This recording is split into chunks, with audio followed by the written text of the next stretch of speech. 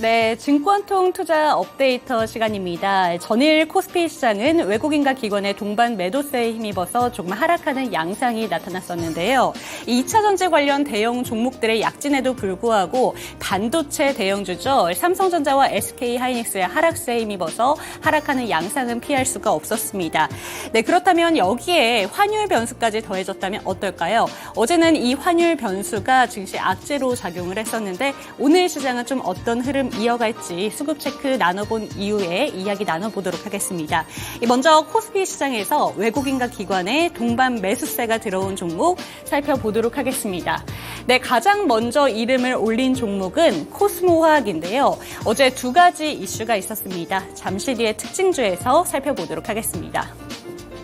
네, 밑으로는 삼성전기, 현대건설, 한국항공우주와 SKI테크놀로지까지 확인하실 수가 있습니다. 네, 어제 코스모화학 같은 경우에는 두 가지 이슈가 있었는데요.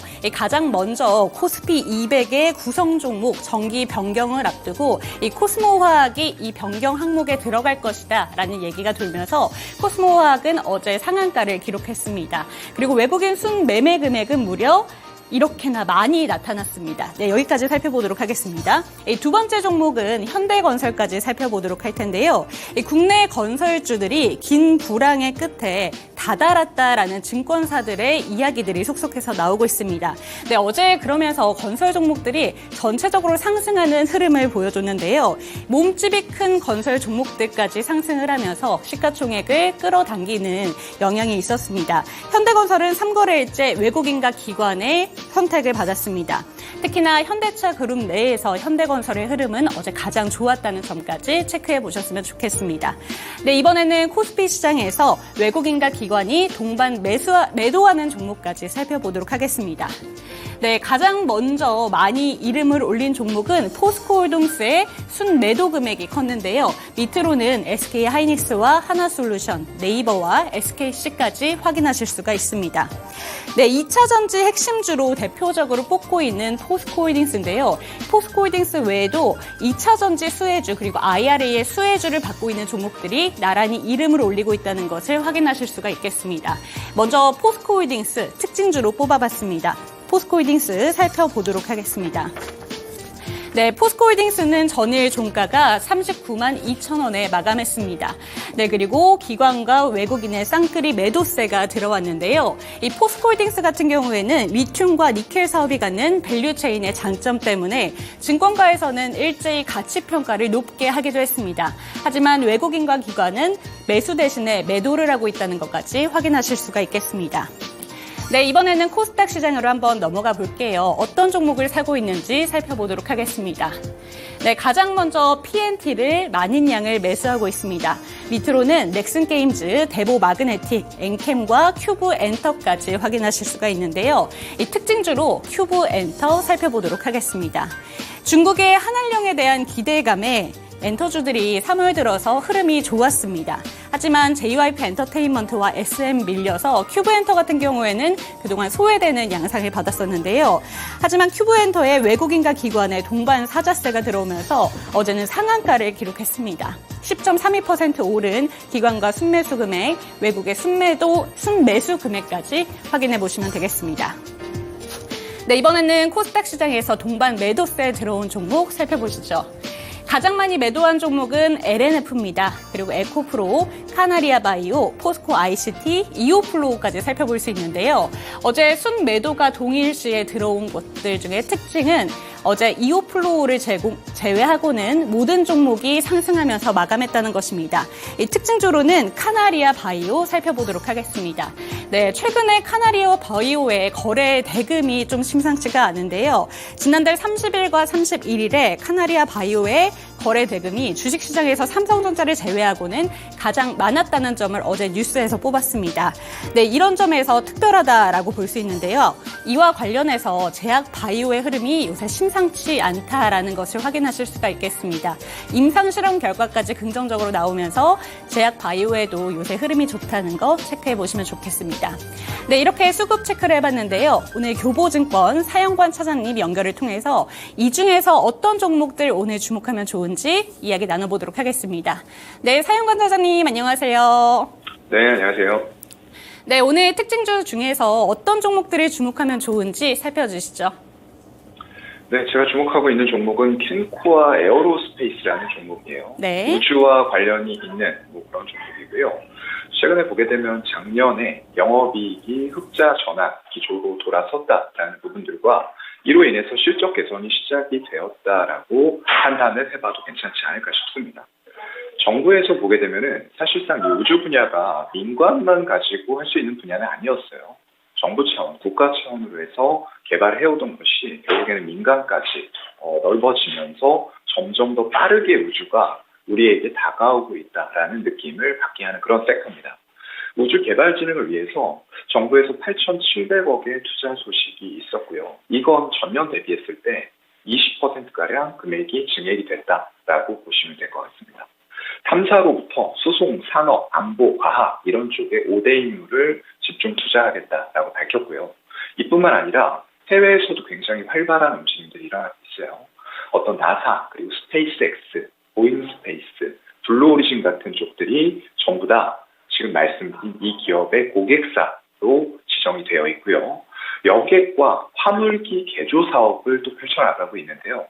이런 부분들이 실적의 캐시카우 역할을 충분히 해줄 수 있다라고 생각이 되는 가운데 우주 부문의 성장이 나중에도 이런 기업들의 실적을 견인해 줄 수 있는 그런 신사업이 될 것으로 기대를 하고 있습니다. 네.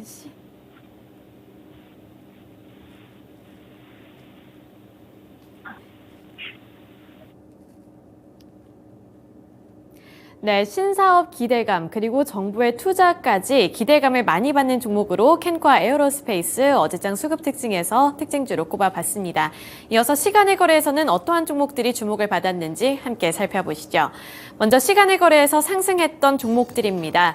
5가지 종목들을 꼽아왔는데요. 이번에는 상한가를 달성한 종목들이 다수로 나왔습니다.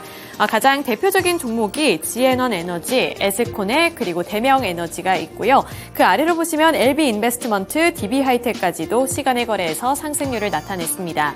이렇게 5가지 종목들 살펴봤을 때 키워드를 2가지로 꼽아볼 수 있는데요. 신재생 에너지, 그리고 2차 전지입니다. 우선 살펴보시면 대명에너지 그리고 지앤원 에너지 같은 신재생 에너지 관련 종목들이 시간의 거래에서 급등하는 모습이 나타났습니다. 지앤원 에너지 같은 경우에는 상한가를 달성하며 9.94%의 상승률을 기록을 했고요. 대명에너지는 8.99%로 9% 가까이 되는 상승 흐름을 이어갔습니다. 이 두 종목의 공통점은 신재생 에너지로 엮인다는 건데요. 이 신재생 에너지 관련 종목들은 정부 정책 모멘텀을 안고 있습니다. 우선 미국의 IRA 법안과 관련되어 있는 소식도 있지만 그 부분은 특징주 가서 더 자세하게 설명해 드리도록 하겠고요. 한국에서도 한 가지 정책 모멘텀이 있었습니다. 산업통상자원부는 신재생 에너지 분야의 장기저리 융자를 지원을 하는 이 신재생 에너지 금융지원 사업을 공고했는데요. 이에 따라 신재생 에너지 발전 설비를 설치를 하거나 또는 관련 제품을 생산하는 사업들을 대상으로 올해 4,632억 원 규모를 지급할 예정이라는 점 체크해 하셔야겠습니다. 네, 지앤원 에너지 같은 경우에는 상한가에 달성한 종목이죠. 이 부분 더 자세하게 짚어드리도록 하겠습니다. 지앤원 에너지는 2월 후반부부터 3월에 들어서면서까지 급등하는 흐름을 이어왔습니다. 지앤원 에너지는 이에 따라 정규장에서도 8% 넘게 올랐는데요. 앞서 정부의 이런 신재생 에너지 관련한 정책 모멘텀도 있었습니다만 어제 시장에서는 2차 전지로 엮이면서 정규장에서도 8%대 상승률을 나타냈습니다. 8.46% 상승하면서 정규장 종가는 1,260원이었는데요. 미국 정부가 인플레이션 감축법 전기차 보조금 지급과 관련해 세부 규정안을 발표를 했습니다. 2차 전지 관련 종목들이 일제히 상승세를 이어갔는데요. 한국에서 생산한 양극재와 음극재로 제조한 배터리를 탑재한 전기차도 보조금을 받을 수 있게 되면서 이 관련 종목으로 엮이게 된 겁니다. 이 지앤원 에너지 같은 경우에는 194억 원 규모의 엑스트라리 주식을 취득하겠다는 결정에 상한가를 달성을 했는데 회사 측에서는 이 취득 목적에 대해 리튬 사업의 전략적 제휴를 통한 사업 확장이라고 설명했습니다. 이 리튬은 2차 전지 배터리에 있어서 핵심 광물로 여겨지고 있는 만큼 2차 전지로 꼽히고 있는 종목들 중에 하나라는 점까지 염두에 두셔야겠습니다. 네, 다음으로 에스코넥 살펴보실까요? 에스코넥 전에 대명에너지부터 살펴보도록 하겠습니다. 2차 전지와 관련이 되어 있고 또 신재생 에너지와도 관련이 되어 있다는 점 앞서서 살펴드린 바 있는데요. 대명에너지는 신재생 에너지 중에서도 태양광 그리고 풍력을 중심으로 사업을 영위하고 있습니다. 신재생 에너지주들 가운데에서도 일부 태양광 관련주들이 시간의 거래에서 상승세를 이어갔는데요. 전일 오펙 플러스의 기습 감산 결정 속에 유가가 급등을 한 영향을 받고 있습니다. 또 미국의 인플레이션 법안인 IRA 세부 지침 발표 영향과 해리스 미국 부통령이 6일에 한화큐셀 조지아 공장을 방문한다는 소식까지 영향을 주면서 시간의 거래에서도 8.99% 상승하며 29,700원을 형성해냈습니다. 네, 다음으로 에스코넥 살펴보실까요? 에스코넥도 2차 전지라는 키워드를 안고 있는 종목입니다. 2차 전지 IRA 세부 법안 발표 및 사우디의 오일머니 기대감이 지속되면서 상한가로 달성을 한 종목입니다. 정규장에서도 14% 넘게 오르면서 두 자릿수대 상승률을 나타낸 종목인데요. 2,020원의 종가를 형성한 이후에 시간의 거래에서는 2,220원까지 올라왔습니다. 2차 전지 IRA 세부 법안이 발표됨에 따라 에스코넥 역시 상승을 했고요. 2차 전지뿐만 아니라 방산, K방산 수출 기대감까지 안으면서 에스코넥이 관심을 받았습니다. 또 사우디와 한국의 첨단 산업단지 프로젝트에 참여하는 중소기업들이 3월에 급등한 바 있는데요. 해당 프로젝트에 13조 원 이상에 달하는 사우디의 자금이 유입될 것으로 전망이 됐는데 이 프로젝트에 에스코넥도 참여한다는 소식이 긍정적인 재료로 여겨지면서 시간의 거래에서도 9% 넘게 상승하는 흐름을 나타냈습니다. 이어서 시간의 거래에서 하락했던 종목들도 살펴보시죠. 네, 보시면 SGsolutions가 4.11%로 가장 큰 폭으로 하락을 했고요. 눈에 띄는 종목은 바로 SK하이닉스입니다. 대장주고 반도체 중에서도 투톱인데 시간의 거래에서 2.52% 하락하는 흐름을 나타냈습니다. SK하이닉스가 장 마감 이후에 1.97조 원의 규모의 교환사채 발행 및 자사주 처분 결정을 공시를 했는데요. 이에 따라서 SK하이닉스가 정규장에서도 약세 흐름을 나타낸 가운데 시간의 거래에서까지 2% 넘게 하락하는 흐름이 나타났습니다. 또 갤럭시와 머니트리 같은 경우에는 2.37%로 하락하는 흐름을 나타냈는데요. 최근에 가상화폐와 관련해서 우려감이 다시 한번 번지고 있다는 점은 염두에 두셔야겠고요. 아래로 성우하이텍 그리고 미래반도체가 있습니다. 최근에 새로운 주도주의 자리를 탈환했다 이러한 평가를 받는 반도체주들이 시간의 거래에서는 하락하는 양상을 나타냈습니다. 네, 시간의 거래에서 어떠한 특징주가 있는지 다시 한번 사영관 차장님 연결해서 들어보도록 하겠습니다. 네, 차장님 어떤 종목을 눈여겨보는 게 좋을까요? 네, 종목은 에스코넥을 선정을 했고요. 그 전에 좀 말씀을 드리면 일단 시간의 단일가는 정규 장이 끝난 이후에 10분마다 한 번씩 거래가 됩니다. 그렇기 때문에 우리가 중간에 변동성들이 굉장히 많이 생길 수가 있다는 점 유의를 하셔야 될 것 같고요. 시세가 초반에 강했다라고 하더라도 끝나는 시간이 6시에는 굉장히 약한 시세로 종가가 마무리될 수도 있다라는 점도 기억을 하셔야 될 것 같습니다. 에스코넥 이어서 좀 말씀드리면요. 아까 말씀해 주셨던 대로 최근에 사우디아라비아 쪽에서 투자를 받기로 얘기가 나왔던 기업들이 몇 개가 있었습니다. 아스타라는 기업도 투자 유치를 했고요. 에스코넥 같은 경우에는 지금 투자 유치 받으면서 중동 진출을 본격화하겠다라는 소식이 들려왔었죠. 사업장의 실사는 진행을 완료했다라고 알려지고 있고요. 최종 투자금은 지금 조율 중이다라는 의견들이 시장에서 나오고 있는 그런 종목이에요. 이 기업의 원래 본업은 폴더블 폰의 힌지라고 합니다. 접히는 부분이죠. 접히는 부분의 힌지를 생산하고 제조하는 그런 기업인데요. 경쟁사로는 KH바텍이라는 기업이 있습니다. 사실상 작년까지만 해도 KH바텍의 힌지, 그 중에서도 외장 힌지예요. 바깥쪽을 접어주는 힌지다라고 생각을 하시면 되는데 그쪽의 시장 점유율이 92%였습니다. 그런데 이게 이원화가 되면서 70%대로 올해는 KH바텍의 점유율이 떨어질 거라는 거죠. 그렇게 되면은 당연히 에스코넥의 점유율이 올라가겠구나라고 추정을 해볼 수가 있을 것 같고요. 애플 같은 경우에도 지금 폴더블 쪽에 대해서 굉장히 많은 관심을 보이고 언제 출시를 하느냐 이런 부분에 대해서 초미의 관심사가 시장에서 대두가 되고 있죠. 결국에는 지금 신규 특허를 취득하는 이런 행보를 계속적으로 보여주고 있고요. 작년에 전체 스마트폰 판매된 것 중에서 폴더블 폰의 비중이 얼마느냐라고 하면 1.1%밖에 되지가 않았어요.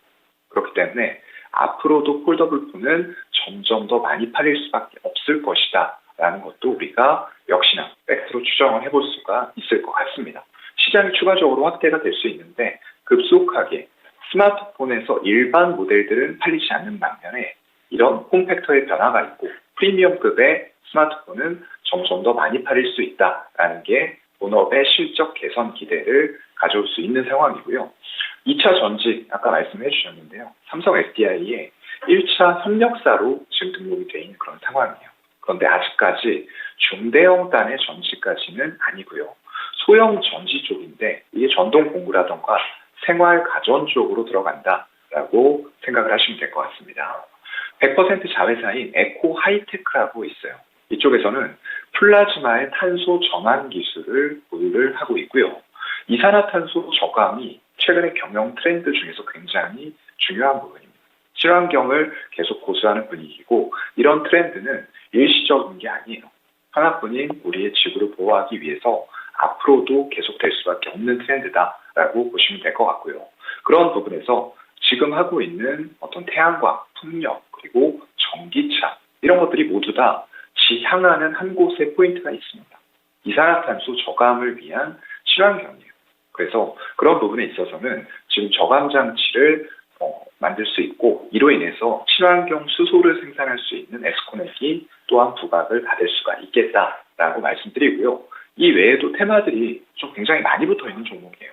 그래서 드론 같은 경우에도 어떤 관제용 그리고 근거리 감시 체계 이런 쪽에서도 드론 관련주로 묶이기도 하고요. 또한 삼성전자 쪽에 VR 요즘에 굉장히 화두가 되고 있죠. VR 관련된 부품을 공급을 함으로써 이런 VR, MR, XR 관련주로도 분류가 되는 종목이다라는 말씀을 드리도록 하겠습니다. 네, 앞서서 캔과 에어로스페이스 그리고 에스코넥까지 두 가지 특징주 들어봤습니다. 오늘 말씀 고맙습니다. 네, 고맙습니다.